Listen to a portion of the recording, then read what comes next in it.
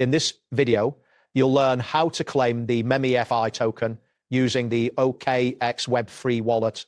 By the end of this guide, you will understand the steps necessary to successfully complete the claim process. Begin by opening the OKX Web3 Wallet in your browser or through the extension or application. If you do not have a wallet yet, you will need to create one. Follow the prompts to set up your new wallet, ensuring that you securely save your seed phrase. It is crucial to keep this information private and never share it with anyone. If you already have a wallet, you can import it using the seed phrase associated with your participation in MEMEFI.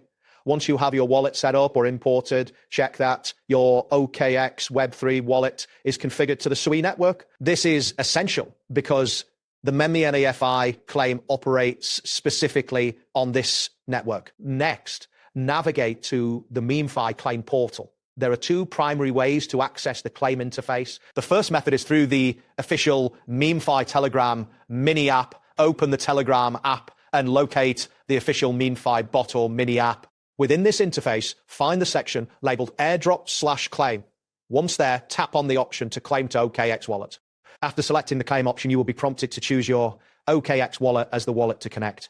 Confirm the connection request in your Web3 wallet. This step is important as it allows the Telegram app to interact with your wallet securely. The second method to access the claim is through the MEMEFI website if available. Visit the official claim page and select the option to connect to your OKX wallet. Similar to the Telegram method, you will need to approve the claim request once connected.